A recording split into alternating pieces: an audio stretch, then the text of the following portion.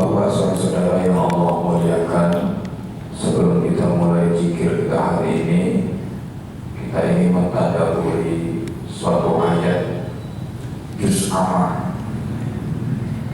yang barangkali kita semua hafal, ya, tiap hari menjadi ayat langganan. Kita tadinya juz amma aja, nanti baru panjang-panjang. Kalau mau yang panjang di pondok kita, kalau yang di sini pendek-pendek aja. Kalau panjang-panjang kelamaan. Allah berfirman dan bersumpah, wal asr. Hafal dulu, wal asr. Sehingga hafal kelewatan. Wal asr. Surat juz amma ini diturunkan ketika itu banyak umat di kalangan umat Muhammad pada waktu itu, kalau setiap asar di warung, di pajak, ngobrol, ngopros, begicot. Tahu begicot?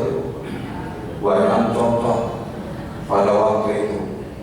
Nyalakan orang, nyeritakan orang, bercanda yang berlebihan pada waktu itu.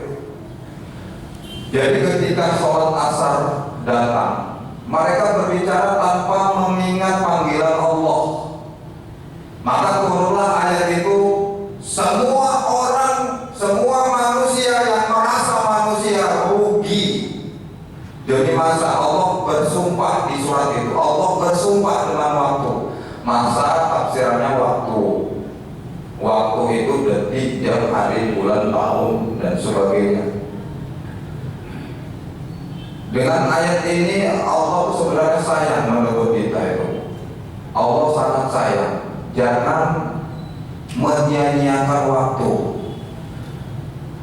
Hidup adalah kepastian, tapi mati lebih pasti. Ya Bu. Hidup kepastian, tapi mati lebih pasti. Tidak ada di dunia ini yang namanya hidup kecuali Allah. Kekal abadi kecuali Allah. Jangankan kita, malaikat pun mati kan. Kenapa malaikat mati Ustaz? Nanti ketika sangkakala itu 2 kali ditiupkan oleh malaikat Israfil dan Israfil. Peniup sangkakala itu 2 kali ditiupkan. Peniupan yang pertama, semua makhluk bumi, gak ada lagi benda bumi, alam ini rata, mati semua. Yang hebat, yang kaya, yang miskin, yang jelek, yang ganteng, yang mulai ketek lah, semuanya mati semua. Hantu gelap mati, yang lain pun mati, rata semua. Malaikat pun mati. Begitu semua alam yang bernama manusia, langit dan bumi mati semua. Malaikat terakhir mati. Dan yang terakhir kali adalah Israfil, peniup sangkakala terakhir matinya. Tinggallah Allah dengan kesendirian, rata semua. Kemudian dibangunkan lagi oleh Allah Israfil untuk meniupkan sangkakala yang kedua, untuk dibangkitkan manusia-manusia. Dan yang pertama sekali manusia yang pertama dibangkitkan Allah dalam kuburnya adalah Muhammad Sallallahu Alaihi Wasallam. Rasulullah pada waktu itu bangkit seperti bangun tidur. Seperti bangun tidur sudah berapa abad, 14 abad yang lalu wafat beliau. Begitu nanti kiamat dibangunkan ditegur oleh Jibril, Mikail, dan Israfil. Seperti bangun tidur, muncak-muncak mata begini. Nikmatnya luar biasa, beda dengan kita ketika dibangunkan kaget-kaget. Kata Muhammad, ada apa ya wahai Jibril? Kemana umatku? Kata Jibril, inilah hari yang dijanjikan Allah, yaitu hari kiamat. Ketika itu Jibril memberikan tahu kepada Muhammad bahwa ini adalah hari kiamat.